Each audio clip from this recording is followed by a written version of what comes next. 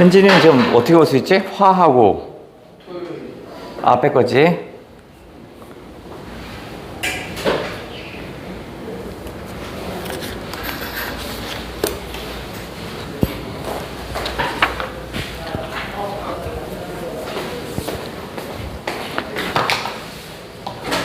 자, 한번 해볼게요. 요 놈은 지금 수특 실전 1회고요. 총 289쪽이네. 얘는 왜 주목했냐면 289쪽인데, 여기 이 최소 제곱법은요, 여기 나오지만요, 우리가 얘는 지금 실전에 나왔는데, 요거는 주제복합 두 개의 제시문 나오는 거 있죠. 비문학 중에서. 거기에 나올 수 있는 확률이 더 높아요. 왜냐면 이 최소 제곱법하고 엥겔의 법칙은 분리해서, 하나는 최소제곱법 하나 나오고요. 한쪽 나에서는 엥겔의 법칙을 해서 두 개를 분리하거나, 또는 저 최소제곱법은 사회과학에서 다양한 분야에서 쓰여요. 그러다 보니까 저놈은 잘 나올 수 있으니까 체크 한번 해주시고,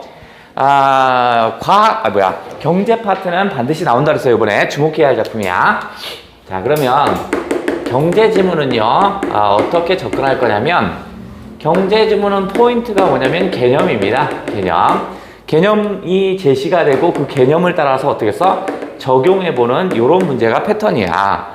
과학기술은 어떻게 나올 거냐면 똑같은 말이지만 과학기술은 원리가 나오겠죠. 원리와 방법, 원리 방법이 나온다면 이걸 통해서 어떻게 써? 다시 얘도 적용할 거잖아. 그러니까 어차피 내용은 똑같아. 그래서 이 경제지문 원리보다는 개념에 초점을 둘 거니까 개념에 잘 알아두시고. 자, 한번 해볼게요. 사회과학 분야에서 수치자를 분석할 때 또 가정 전제니까 우리가 물결쳤죠. 가정과 전제 사항에는 정보를 준다라는 거죠.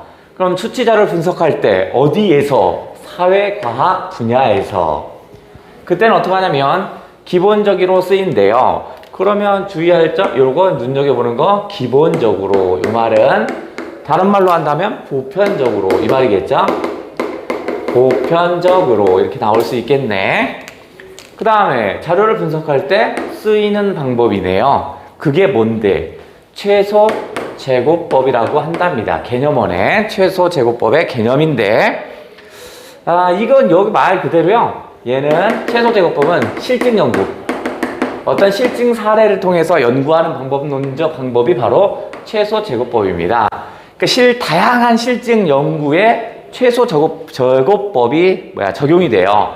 그러니 시험에 나올 확률이 되게 높은 거야. 그러면 개념어가 나왔으니까 그 특징들을 얘기하겠죠. 최소 제곱법은 이론적으로 영향을 주는 요소인 설명 변수가 영향을 받는 대상인 종속 변수에 했습니다. 그러면 슬쩍 개념어가 슬쩍 나온 거 보이죠? 살짝 깔았죠? 설명 변수가 뭐였냐면 여기 설명해 줬죠? 영향을 주는 요소를 바로 뭐냐면 설명 변수라고 그랬네. 개념어였어요. 영향을 주는 게 설명 변수, 그 다음 영향을 받는 대상이 종속 변수겠죠. 쉽게 말하면 이거 학원도 마찬가지야. 설명 변수가 뭐냐면 영향을 주는 게 일종의 여러분한테는 학원일 테고요. 그 다음 어떻게 써? 영향을 받는 대상, 여러분의 합격률이겠죠. 합격률이 여기에 들어가는 거야. 이런 식이야. 그죠?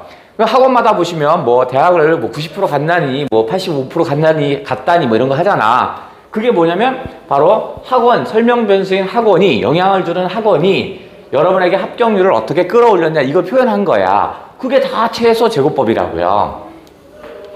그 다음 비례적인 영향을 준답니다. 그러면 주는데 어떻게 하냐? 바로 비례적인 영향을 이렇게 얘기했습니다.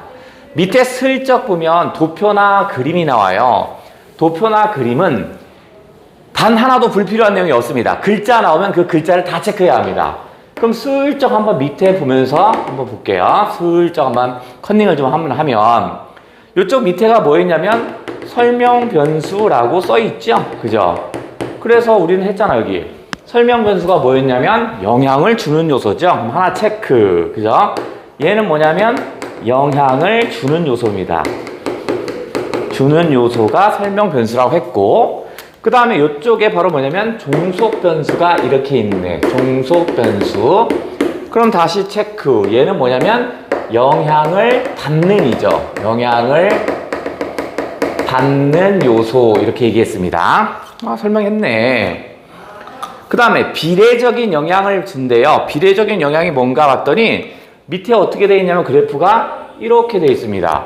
그러니까 비례라는 것은 뭐냐면 X축이 늘어나면 Y축도 늘어나는 게 비례 아니냐. 그러면 지금 이 상태에서 다시 늘어나면 늘어났죠. 늘어났더니 얘도 늘어났네. 그 다음에 다시 얘가 X축이 늘어났더니 Y축도 늘어났죠. 그러니까 요거 설명이네. 비례가. 그러니까 결국 종속 변수와 그 다음에 설명 변수의 이 도표를 설명하는 거였네. 얘가 지금 이렇게 올라가는 걸 설명했습니다. 다음. 자, 그 영향 정도를, 영향을 받는 영향 정도겠죠? 그것은 뭐냐면 요거. 영향 정도를 실제 수치 자료로부터랍니다. 그럼 이거 했었죠? A로부터 B 하면 요 A가 뭐라고 그랬어? A가 출발. 그 다음에 뭐야? 일종의 기준이 된다고 그랬죠? 그러면 B가 바로 뭐겠어? 저 B가 도착이겠죠, 도착. 그래서 이런 건 선호 관계를 물어보니까 우리가 체크를 어떻게 했어? A에다 놓고 화살표를 요 위에다 이렇게 올려달라고 그랬지. 선호 관계 항상 체크하는 문제니까. 그럼 얘도 마찬가지야. 실제 수치 자료로부터 어떻게 한다? 수정한답니다. 그러면 지금 뭐 얘기하냐면 최소 제곱법 얘기하네. 최소 제곱법이 뭐냐? 얘가 바로 뭐냐면 실제 수치로부터 추정하는 게 최소 제곱법이군요. 그래? 다음. 그 다음에 쓰이는데 보편적인 방법이래요. 일반적인 방법이다. 이런 말이겠지. 그죠? A, B, C, D 소문자로 쓰이는 건 선택지에 깔리는 거야. 그럼 바로 그때그때 확인합니다. 맨 끝에 넘겨봐. 마지막 문제에 선택지 있잖아. 그럼 보편적이라는 건 여기선 일반적인 이런 의미로 쓰였을 거야. 맞나 아닌가 확인하고 다시 넘어오면 되겠죠? 다시. 설명 변수가 변화할 때 종속 변수가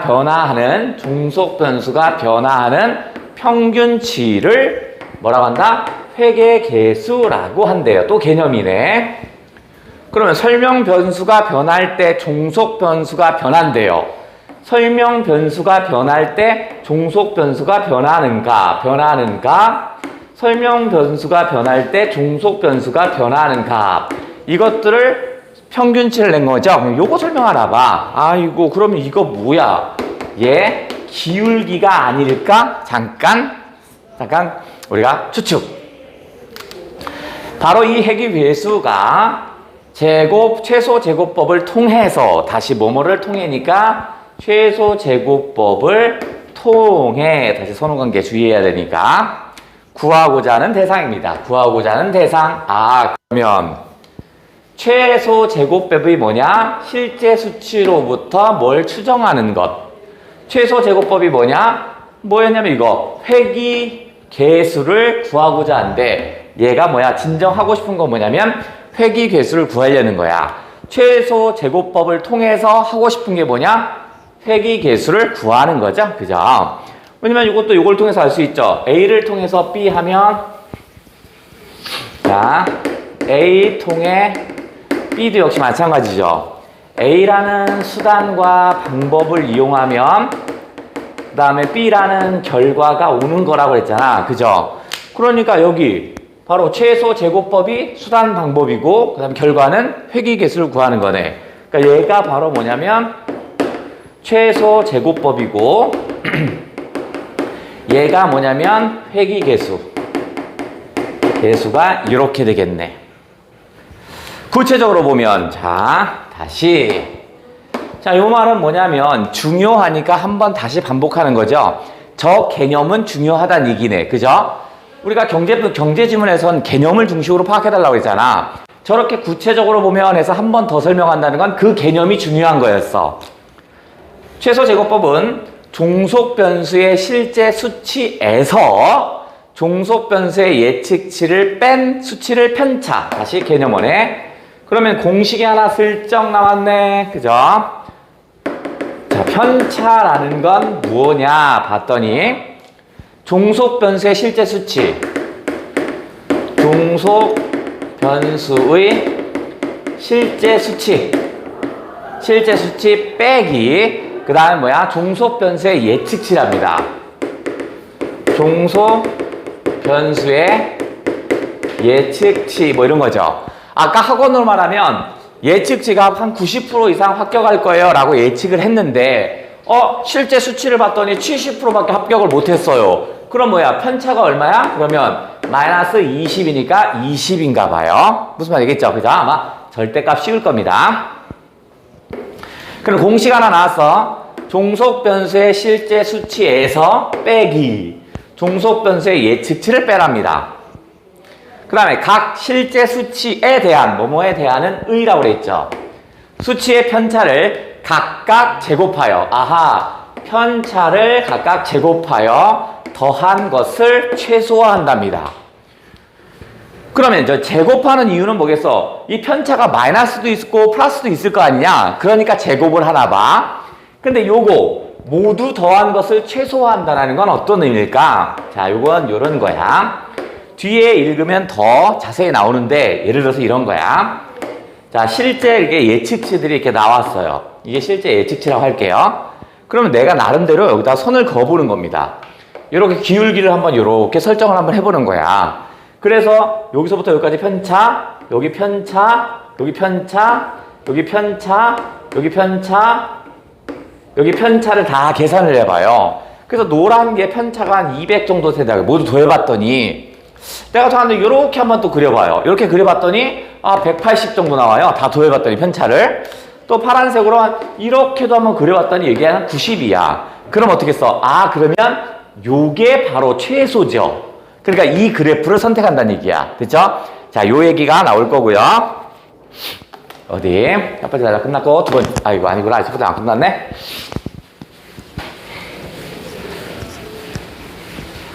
다시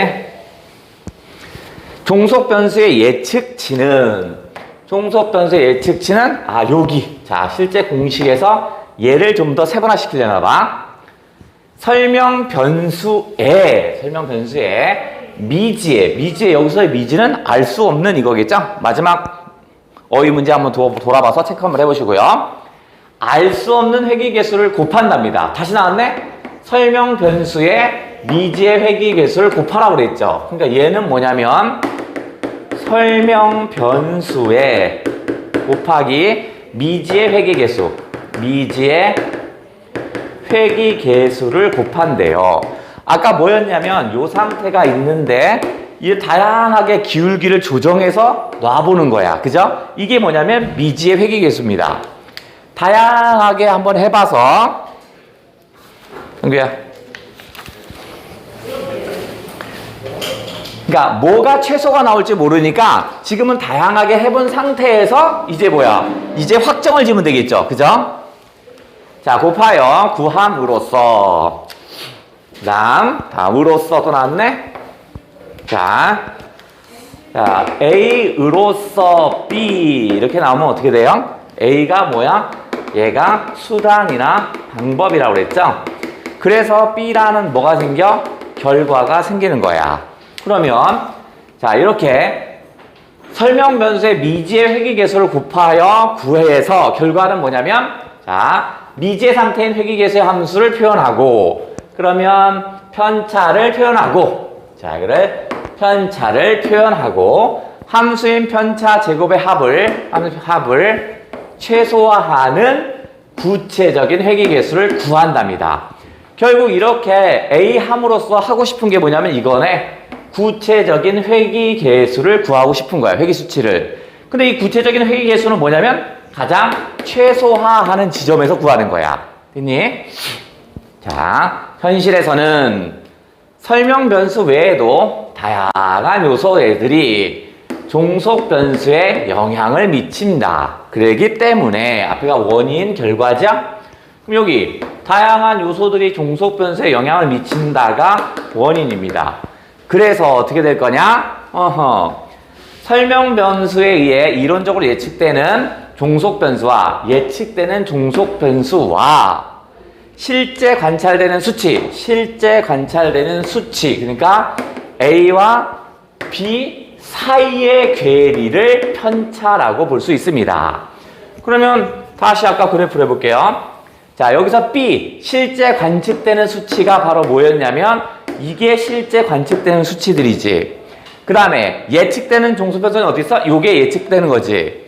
그러니까 요 실제와 예측의 차, 실제와 예측의 차, 실제와 예측의 차, 실제와 예측의 차, 이걸 구하면 편차가 된다고요. 됐니? 다음 두 번째 단락에 봤더니 대문자 A와 대문자 B네. 그럼 문제가 아예 독립된다고 그랬죠. 뒤를 넘겨서 8번을 먼저 확인. 어떤 문제인가를 알아야 그렇게 읽을 테니까. 8번 봤더니 A를 적용하여 B의 그래프를 그리랍니다. 아, 그러면 A가 개념이고 B가 적용하는 문제네. 그러면 두 번째 단락 읽으면서 이제 그 개념을 정확히 파악을 해내야 돼. 그리고 나서 B 하면서 세 번째 단락 하면서 그래프를 그려보면 되겠죠. 자, 두 번째 단락 출발.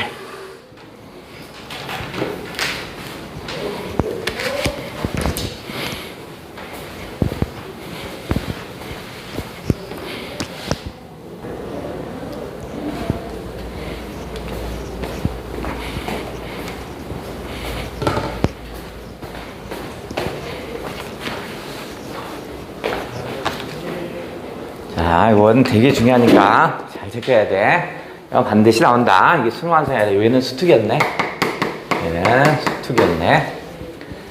그 다음 최소 제곱법을 시각적으로 다음과 같이 설명할 수 있답니다. 자, 그래프가 나오면, 그림이나 그래프가 나오면 요 글자는 다 필요한 겁니다.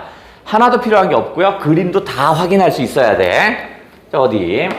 2차원 평면에, 그죠? X축, Y축 있으니까 2차원이겠죠? 설명 변수를 가로축에 놓고, 이렇게 하나 찾았어. 설명 변수.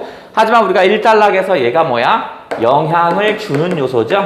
영향을 주는 요소라는 건 이미 알고 있고, 그 다음에 종속 변수. 얘는 뭐냐면 영향을 받는 요소죠? 영향을 받는 요소라는 건 이미 알고 있습니다. 자, 여기까지 해석했고, 예를 들어 6개의 관찰 대상에 대해 6개, 하나, 둘, 셋, 넷, 다섯, 6개 맞네. 6개의 관찰 대상에 대해 설명 변수와 종속 변수의 실제 수치 자료가 수집되었다. 아, 이게 실제 수치 자료가 수집됐구나, 얘가. 그렇다면 지금 요 놈들은 다 뭐야? 요 놈들은 뭐냐면 실제 수치 자료군요. 그죠? 얘는 실제 수치 자료구나. 각 관찰 대상의 설명 변수와 종속 변수의 조합을 평면의 한 점을 표시할 수 있습니다. 표시했죠? 그러니까 얘가 실제 수치 자료라면 바로 그럼 얘는 뭐겠어? 얘는 예상치겠죠? 그죠? 예상치. 설명 변수와 종속 변수의 관계를 보여주는 6개의 점을 모두 표시하고 점들 사이를 지나는 임의의 직선, 이거죠, 이거, 그죠? 점들 사이를 지나는 임의의 직선을 그렸답니다. 근데 왜 임의의 직선이었냐면 아까도 했지만 여러 가지 기울기를 막 바꿔서 막 거본다고 그랬죠. 그래서 최소값을 찾는다고 그랬잖아. 그러니까 아직은 임의의 직선이 되는 거야. 이렇게도 거보고, 이렇게도 거보고, 또 이렇게도 거보고 막 할 거야. 자, 일단 으쌰. 자, 각점으로부터, 그러면 다시 각점으로부터 직선까지군요. 수직거리를 편차의 절대값으로 보고, 그래? 어디? 각점으로부터 여기 직선까지, 얘가 직선이죠? 수직거리니까 여기서부터 여기, 요게 바로 뭐냐면 편차, 써있죠, 여기. 그 다음에 편차. 자, 여기서부터 여기, 편차. 여기서부터 여기, 편차. 여기, 편차, 여기, 편차겠죠. 그죠? 그러면 얘는 편차가 마이너스일 테고, 얘도 편차가 마이너스일 테고, 얘들은 편차가 플러스이겠죠. 그죠?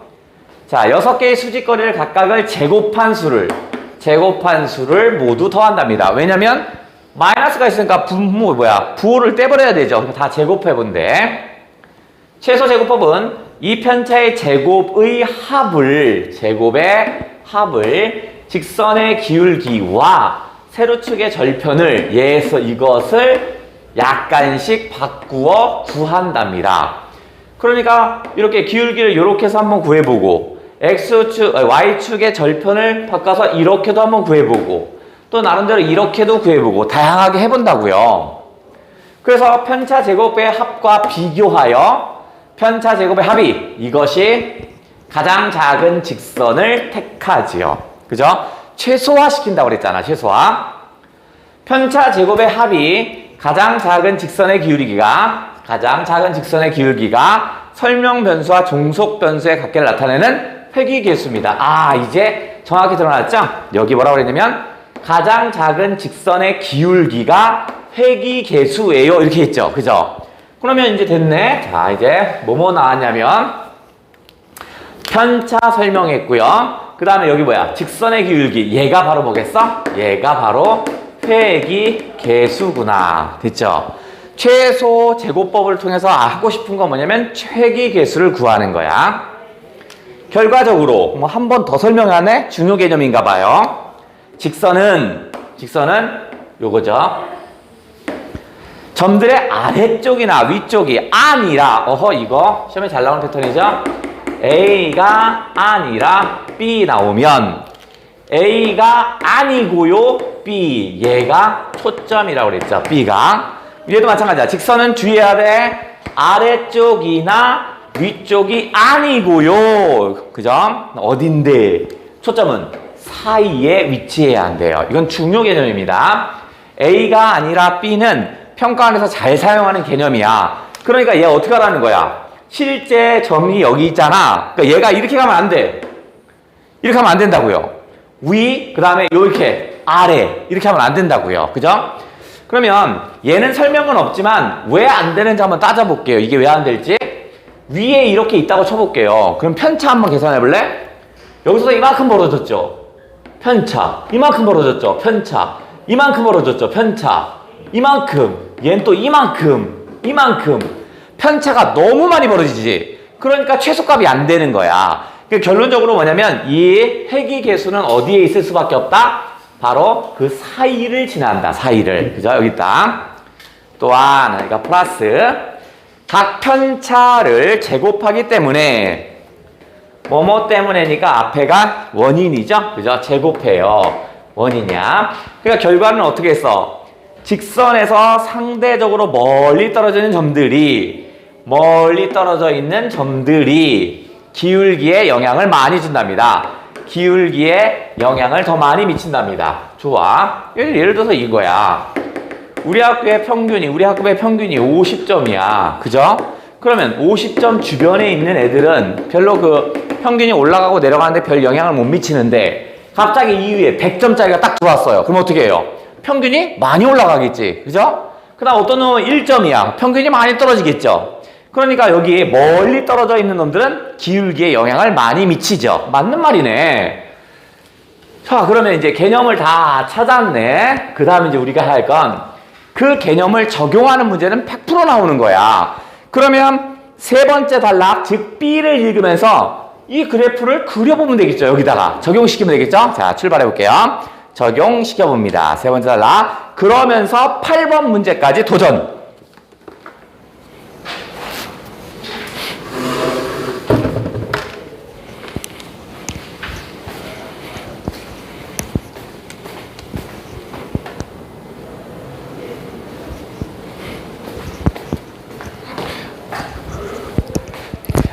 네, 해보세요. 자, 세 번째 단락 B입니다. B.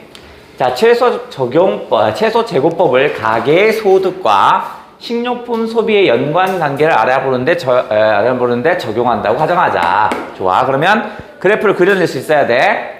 소득에 따라, 뭐뭐에 따라니까 앞에가 원인 결과죠. 그러니까 앞에다 우리 이걸 때문에 라고 바꾸면 되죠. 소득 때문에 식료품 지출액이 달라졌답니다. 어머? 그러면 지금 뭐 때문에 달라진 거야? 식료품 소득 때문에 달라진 거니까 영향을 주는 요소가 설명 변수니까 여기가 소득이겠죠. 영향을 주는 놈이니까. 영향을 받는 건 뭐냐면 식료품 지출액이 이쪽으로 와야겠다. 그죠? 종속 변수겠지? 자, 다시 식료품 지출액이 한 번 더 반복합니다. 소득에 영향을 받았답니다. 그러니까 영향을 받는 놈인 식료품 지출액이 종속 변수. 영향을 주는 소득이 설명 변수네. 자, 그 다음 만약 소득과 식료품 지출액이 각각 월간 100만 원 단위고 이 단위는 100 단위입니다. 다음 최소 제곱법으로 구한 직선의 기울기가 0.1이래. 직선의 기울기가 0.1이니까 얘는 뭐냐면 우리는 눈치챘지만 얘가 회기계수였죠. 그죠? 회기계수. 그 다음에 0.1이니까 어떻게 가라는 거지? 자, 이렇게 간다고 치면 0.1은 100단위라고 그랬지? 여기 100만원, 여기 200만원 이렇게 된다면, 그죠? 자, 한 이 정도 할까? 100만원? 100만원 하고. 자, 그러면 여기 한번 볼게요. 안 맞았다, 씨. 자, 이게 맞았다고 칠게요, 여기. 자, 그러면 여기가 0이지, 그지? 그러면 여기 0부터 100까지 이동하니까 여기서 얼마큼? 100만큼 이동했을 때 여기가 그러면 얼마 올라간다는 얘기야. 그래프가 좀 그렇다, 야. 그죠? 10입니다. 그래프가 그렇다. 이건 100인데 이건 10이고. 좀 이상하다, 그지? 어쨌든 그냥 그렇다고 쳐, 그죠? 그래야 어떻게 써? X축의 변화량분의 Y축의 변화량이 기울기잖아. 그럼 100의 변화량, 그 다음에 얼마? 10의 변화량이 돼. 그럼 얼마야? 10분의 1이죠? 그러니까 얘가 뭐야? 0.1이지. 그죠? 그러니까 얘는 뭐겠어? 기울기가 0.1이란 얘기지. 그죠? 그럼 200으로 가면 어떻게 될까? 200이 여기라고 한번 쳐볼게. 200이 여기야. 그러면 100에서 200까지 가면 이만큼이 얼마 이동하는 거야? 100만큼 이동하죠? 그럼 여기가 또 얼마라는 거야? 여기가 10인 거네. 그죠? 수학생이 아니니까 이게 비례하지 않는다. 그지? 어쨌든 간에 이 말이야. 자, 그러면 자, 월소득이 100만원 증가할 때 식료품 지출액이 평균적으로 얼마 증가? 10만원 증가. 어떻게 알아? 기울기가 0.1이라고 했으니까. 그 다음 한편 세로축 절편이 0.3이라면 여기가 0.3입니다. 그러니까 100만원에 0.3이니까 30만원인가 보지? 그죠? 여기가 0.3이니까 100만원에 0.3이니까 100만원 곱하기 0.3이면 30만원이죠. 여기가 30만원이 위치였군요. 평균, 그죠? 그러면 소득이 0이라도 여기가 0이지. 소득이 0이지. 0이라도 얼마를 쓰는 거야? 30만원을 지출하는 거야. 소득이 0이라도 식료품 지출액은 얼마? 30만원을 쓰고 있는 겁니다. 우리가 소득이 없어도 밥을 안 먹냐? 아니잖아. 밥은 먹어야 되니까 항상 나가네. 소득자료에 공적 및 사적 보조금이 포함되어 있지 않을 경우 보조금 수입으로 식료품 소비할 수 있답니다. 아하. 그래서 우리가 월급을 못 받아도 소득이 없어도 나라에서 보조해 주나 보죠. 그래서 뭐 한다? 식료품 소비를 하게 된답니다. 그게 뭔데? 30만원. 아마 최소 여러분이 살 수 있도록 해주는 게 30만원이야. 이 말인가 봐. 그러니까 소득이 0이라도 세로축 절편이 0보다 클 수 있습니다. 그럼 왜 그러냐? 바로 보조금 때문에. 또는 플러스 실제로는 소득이 0인 경우가 없더라도 다 돈을 벌어요. 그래도 우리가 예상하는 겁니다. 수치 자료에서 최소 제곱법을 적용한 결과 소득이 0이라는 가상적인 상황의 식료품 지출액이 0보다 크게 됩니다. 그러니까 소득이 있더라도 가상적으로 했을 때 항상 0보다는 클 수밖에 없어요. 이 말이야. 왜냐면 우리가 영화 같은 경우는 돈이 없으면 안 보면 되는데 우리가 돈이 없다고 해서도 밥을 안 먹을 수는 없죠. 그죠? 물론 줄일 수는 있겠지만 밥을 안 먹을 수는 없잖아. 그러니까 최소한 나갈 건 나갈 수밖에 없대요. 자, 그러면 이렇게 그려냈으면 이제 적용했으면 문제로 가면 됩니다. 자, 이런 문제는 늘 나오는 거니까. 자, 가로축에는 소득, 어디? 자, 이쪽이, 누가 지웠어? 소득이었죠. 그 다음에, 세로축에는 식료품 지출액, 오케이. 세로축 절편은 0.3, 0.3, 오케이. 그 다음에 회기계수는 기울기라고 그랬죠? 0.1, 0.1. 그 다음에 최소 제곱법으로 구한 직선 위의 월 소득이 100만 원에 대한 월 식료품 지출액은 그러면 100만 원이면 어떻게 써요? 100만 원이면 요만큼 지출했겠지. 그죠? 원래 30만 원에 여기 증가분이 얼마야? 10만 원 증가했지. 그러니까 30만 원에 10만 원 증가했으니까 40만 원이겠구나. 그죠? 그러면 얘는 맞는 말. 그 다음 월소득 100만 원이고 월 식료품 지출액이 30만 원이 실제 수출하면 어머? 30만 원이 실제 수출이에요. 요건 예상치잖아. 근데 지금 현재 우리는 얼마냐면 여기야 여기 실제 여기였어요. 그죠? 여기. 그럼 이게 뭐냐면 실제 수치 자료죠. 여기가. 그러면 편차는 요걸 빼라고 그랬죠. 두 개를. 그럼 얼마야? 여기지? 편차는 10이겠죠. 그러니까 0이 아니라 얼마? 편차는 10이었습니다. 그러면 정답은 요 놈이겠지. 그죠? 자, 그럼 8번에 거기에 변형 문제 하나 더 있죠? 자, 그거 한번 슬쩍 한번 가볍게 풀어버려. 자, 그리고 네 번째 단락에선 엥겔의 법칙을 한번 체크합니다. 네 번째 단락은.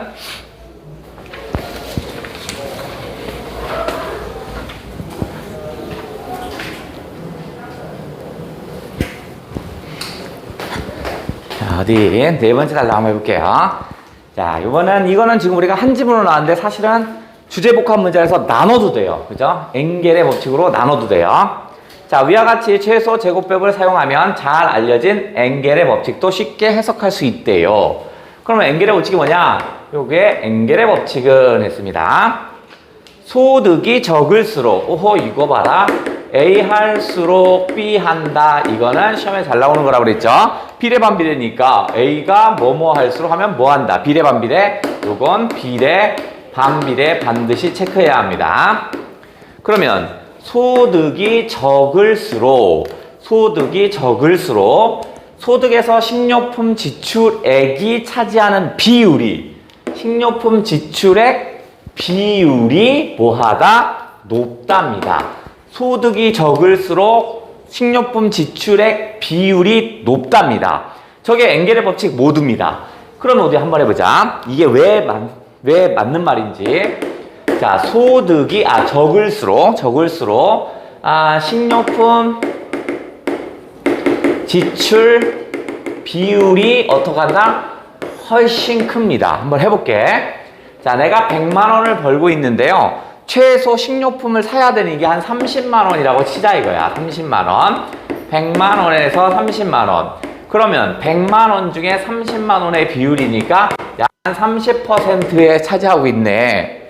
그런데 내가 200만 원을 벌었어요. 그래도 내가 먹는 최소량은 있어야 되죠. 30 정도 되겠죠. 그럼 200분의 30이니까 어떻게 써요? 비율이 점점 작아졌죠. 그죠? 분모가 커졌으니까 지금 내가 300만 원을 벌었어요. 그럼 어떻게 써? 그래 30만 원을 쓴다고 치면 300분의 30이니까 이제 뭐야? 거의 10%까지 떨어졌죠. 그러니까 소득이 낮을수록 비율이 큰 거고 반대로 항상 체크해달라고 그랬죠.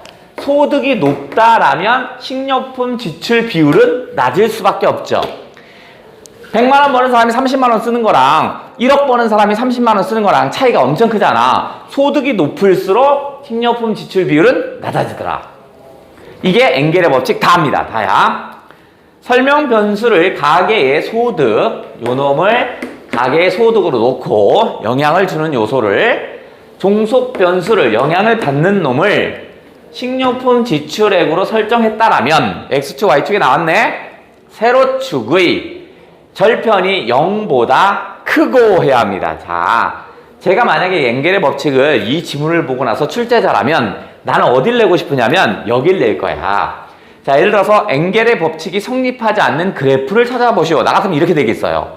그럼 조건이 있을 거 아니냐. 첫 번째는 뭐냐면 세로축의 절편이 0보다 커야 합니다. 1번. 세로축의 절편이 0보다 커야만 엥겔의 법칙이 성립할 거야. 엥겔의 법칙은 뭐였냐면 소득이 낮을수록 비율은 커야 되거든요. 소득이 높을수록 비율은 낮아야 되거든요. 근데 만약에 저기에 세로축의 절편이 0이었다고 쳐보자. 0. 이렇게 보세요. 기울기가 1이라고 쳐보자. 1. 그죠? 자, 100만 원, 100만 원, 200만 원, 200만 원, 300만 원, 300만 원 어떻게 돼요? 100만 원에서 200만 원 벌고 300만 원 보면 소득이 지금 높아진 상태죠.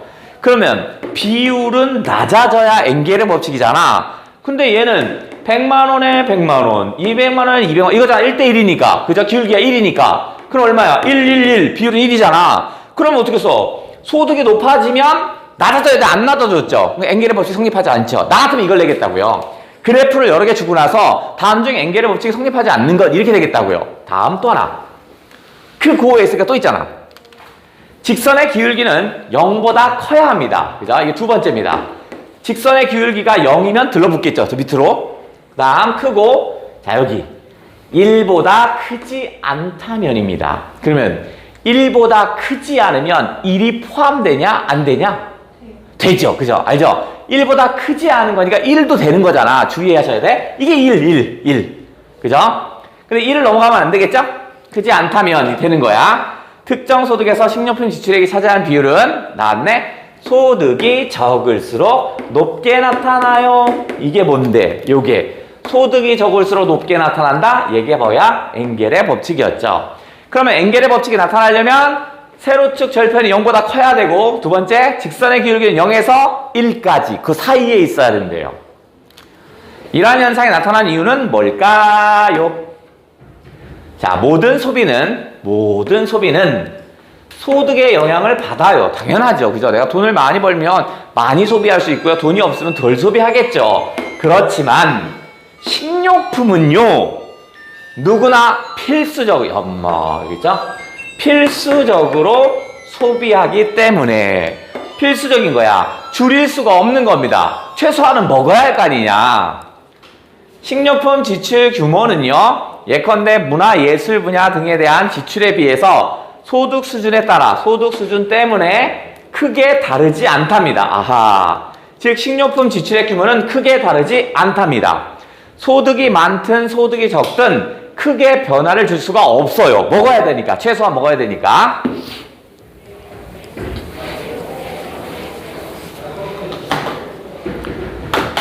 소득의 큰 부분을 식료품 소비에 쓴다면 내가 100만 원 버는데 90만 원을 먹는 데 썼어요. 그럼 10만 원밖에 없죠. 아껴 써야겠네. 그러니까 뭐야? 최소한의 생계 유지 외에 다른 지출을 할 여유가 적어버리죠. 그죠?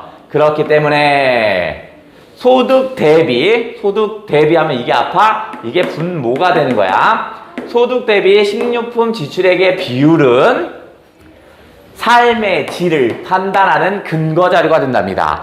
아, 그러면 어떻게 써요? 소득 대비 식료품 지출액이 비율이 낮다라면 그놈은 잘 산다 못 산다?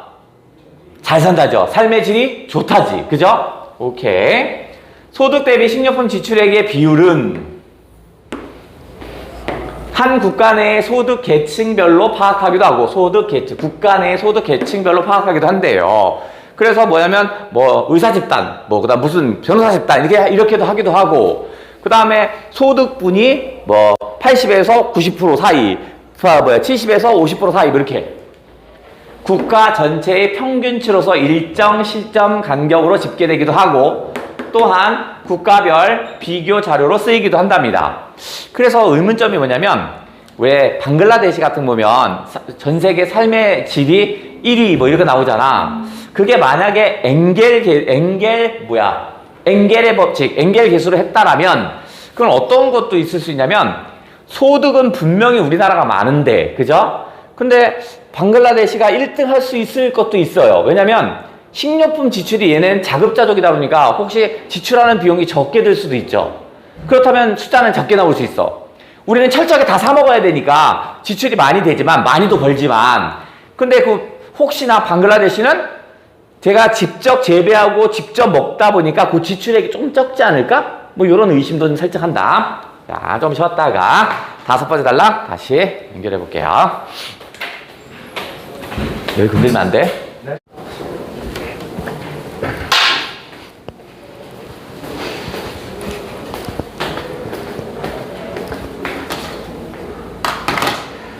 자, 어디 이건 또 뭔 말이냐? 자, 복지정책 시행의 중요한 기준 중 하나인 최저생계비를 산정할 때 최저 생계비를 산정할 때, 그래. 이때도 뭐야? 최소 재고법이나 이런 것들이 적용되나 봐. 미국에서는 최소한으로 필요한 식료품 지출액에 3을 곱하는 방식을, 최저 생계비를 곱할 때는 얼마야? 필요한 식료품 지출액에 여기에 3을 곱하는 방식을 이용한답니다. 어디서? 미국에서. 저소득층 가계의 소득에서 식료품 지출이 차지하는 비율이, 그러면 식료품 지출액이 차지하는 비율이 3분의 1 정도 된다는 조사 결과를 바탕으로 했대요. 어디에서? 저소득층 가계 소득에서는요, 약 3분의 1 정도 된다라는 그런 조사 결과를 바탕으로 최저 생계비는 3을 곱한다. 미국에서 그렇게 한대요. 이렇게 소득과 식료품 지출액의 관계가 정책에 직접 이용되는 사례도 있지만 소득의 충분성이나 식료품 가격 수준의 적정성들을 판단해야 하는 정책에서도 소득의 충분성 있나 있고, 그 다음 뭐냐면 이거나 그러면 요렇게가 목적어거나 적정성 등을 판단하는 정책에서도 이용되나 봅니다. 그러면 거기에 지금 우리 어디서 소득의 충분성이라고 나왔죠? 거기 봤더니 뭐라고 했냐면 소득 중 식료품 지출액 비율로 판단한다, 뭐 이렇게 나왔어요. 어쨌든 간에. 자, 그러면 소득의 충분성이나 식료품 가격 수준의 적정성 등을 판단하는 정책에서도 뭐 하냐면 소득과 식료품 지출의 관계의 구체적 정보는 필수적이다. 이러한 사례 외에도 최소 재고법은 저거는 어떤 현상들 간에 인과관계가 있다고 제시되는 이론을 수치로 점검하거나, 그죠? 당연히 전제사항은 뭐냐면 인과관계가 있다가 이게 전제사항이죠. 둘 사이에 인과관계가 있어야만 되는 거죠. 없다면 안 되는 거잖아. 설명변수와 종속변수 사이에는 인과관계가 있어야 되죠. 있으면 그런 수치 자료로 검증하거나 이론에서 예측하는 변수 간 관련 정도를 구체적인 속도로 나타낼 때, 관련 정보를 구체적인 속도로 나타내고자 할 때 사용되고 있습니다. 여러 곳에 사용되고 있다, 이런 얘기를 하고 있네. 여러 군데서 사용되고 있기 때문에 이놈이 시험에 나올 확률이 높은 거야. 어디다 해도 다 적용이 되니까.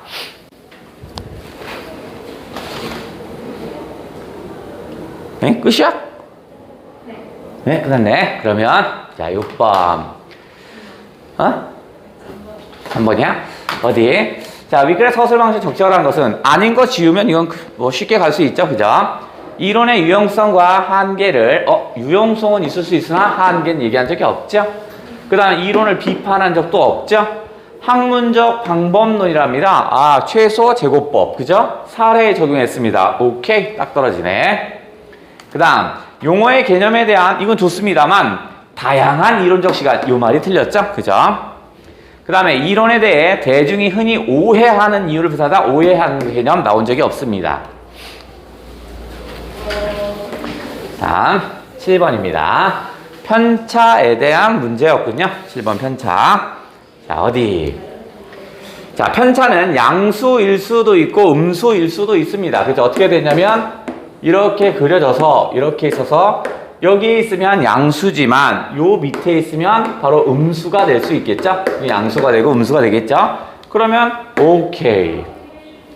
그 다음 편차는 종속 변수에 영향을 미치는 다양한 요소. 그죠? 저 편차는 종속 변수에 영향을 미치는 게 설명 변수인데 이 설명 변수 예외에도 다양한 게 있다고 그랬죠? 그죠? 오케이. 예를 들어서 뭐냐면 합격률을 따질 때 학원이라는 설명 변수도 있지만 여러분의 능력이라든가 여러분의 어떤 그 노력 정도라든가 뭐 이런 것들도 있을 수 있지 않니? 그 다음 최소 제곱법으로 구한 직선에 대해, 이번엔 직선입니다. 편차는 모두 양일 수도 있고 모두 음일 수 있다고요? 직선은 아까 어떻게 한다고 그랬어요? 최소화 되려면 어떻게 써? 요 사이에 있어야 한다고 그랬죠? 그러니까 어떻게 써? 모두 양이고 모두 음일 수는 없죠. 그죠? 얘들은 뭐냐면 바로 사이에 있다라고 했습니다. 사이에 있다. 사이에 있지 않으면 최소한의 값이 되지 않습니다. 너무 커요. 그 다음 실제 수치 자료에 설명 변수와 종속 변수가 완벽한 비례관계를 보인다면 그러면 편차가 없는 거지. 완벽하니까. 그러니까 편차가 0이죠. 그 다음 편차를 제곱하여 모두 더한 값을 최소화하여 구한 회귀계수는 기울기겠죠? 설명 변수와 종속 변수에 따라 양일 수도 있고 음일 수도 있겠죠. 그죠? 계속 플러스가 되는 사람도 있겠지만 오히려 반대로 음일 수도 있겠죠? 오케이. 다음 그러니까 얘는 그린다면 이렇게 가는 것도 있겠지만 반대로 이렇게 가는 것도 있을 거 아니냐. 다음 9번입니다. 자, 9번은 아닌 것은 미국 고소득층 가계의 소득에서 식료품 지출액이 차지하는 비율은 3분의 1보다 저소득층이 3분의 1이라고 했죠. 그러니까 얘들은 그 비율은 작아야겠죠. 소득이 많으니까. 작을 것이다. 맞네. 그 다음에 소득이 증가한 금액만큼 식료품 지출액이 증가한다면 엥겔의 법칙에 잘 맞지 않죠. 엥겔의 법칙은 뭐냐면 소득이 증가하면 그 비율은 어떻게 써? 지출액의 비율은 어떻게 써?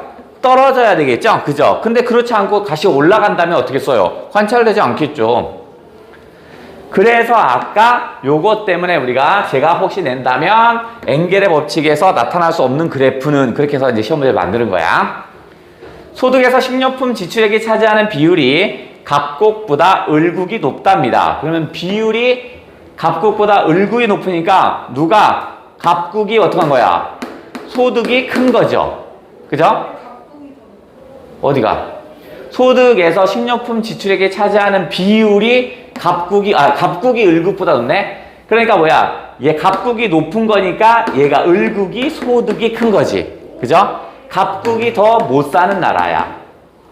삶의 질은 갑국이 을국보다 높을 것이다? 아니죠. 바뀌었죠. 그죠? 얘기겠죠. 식료품 지출액 규모가 소득에 따라 다르지 않은 점을 이용하여 비슷하다 하겠죠?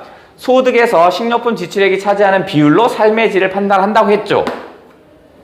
그 다음 특정 소득에서 식료품 지출액이 차지하는 비율이 소득이 클수록 높게 나타날 때와 높게 나타날 때가 낮게 나타날 때보다 소득이 식료품 지출액에 미치는 영향 정도를 회귀계산으로 하는 것은 크답니다. 그러면 크면 어떻게 써요? 그 기울기가 크게 나타나겠죠. 그럼 그 다음에 수치가 크다가 됐네.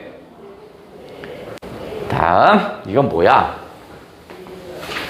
다음 연구자 갑이 임금이 학교에서 교육받은 기간인 재학 기간의 영향을 받는답니다. 뭐가? 임금이 재학 기간에 영향을 받았죠. 그러면 어떻게 그래야 돼? 자, 재학 기간에 영향을 받았으니까 영향을 받는 놈이 얘가 이쪽으로 오고 이쪽이 뭐가 돼야 돼? 재학 기간이 이렇게 와야겠죠. 그죠? 영향을 주는 놈, 영향을 받는 놈. 최소 제곱법을 이용하여 그 영향을 측정하려고 합니다. 갑은 월 임금의 재학 연수가 각각 10,000원 단위, 10단위. 그죠? 10,000원. 여기 10,000원. 여기는 1년, 2년, 3년. 입력된 1000명에 대한 수치 자료를 갖고 있습니다. 2차원 평면의 가로축에서는 재학기간이겠죠. 재학연수였던 재학기간이었던 두고 1000개의 점을 찍은 후 최소 제곱법에 의해 구한 직선을 그렸을 때 기울기가 16이랍니다. 그러면 기울기는 뭐였어? X축의 변화량 분의 Y축의 변화량이지. 그러니까 X축이 1이 변할 때 Y축은 16이 변했다는 게 16이잖아. 기울기가. 그죠? 그러면 2면 얼마? 32 변해야 16이겠죠. 이런 말이야. 재학기간이 2년이랍니다. 1년, 2년. 여기 1년, 2년 해볼게. 그러면 1년, 2년이면 자, 여기가 1년이면 여기가 지금 0년에서 1년까지니까 여기가 1만큼 움직였을 때 여기가 얼마? 지우개 16이 움직인 거죠. 그럼 2년이면 어떻게 돼? 2년이면 여기서부터 여기까지가 뭐야? 1에서 2년이니까 1년 변했을 때 여기도 16이 변한 거지. 그러면 두 개를 합치면 2년이 증가할 때 월임금 평균적으로 얼마 원이 증가했어? 16이니까 얼마? 32만 원이 증가했겠지. 그 다음에 갑이 만약 직선의 오른쪽 방향에 위쪽으로 멀리 떨어진 점 5개, 야, 우리가 반평균이 50점인데 100점, 99, 98 얘를 뺐어요. 그러면 어떻게 써요? 얘가 낮아지겠지. 그죠? 큰 놈을 뺐으니까 평균이. 그러니까 뭐야? 기울기는 예전보다 낮아진다 또는 작아진다. 이래야 되겠네. 자, 그러면 다 풀었죠? 11번도 아까 풀면서 했었죠? 뭐였냐면 2번이었구나. 자, 그러면 그 밑에 10번에 슬쩍 뭐 보여? 변형 문제 하나 보이네? 슬쩍 풀어주시고.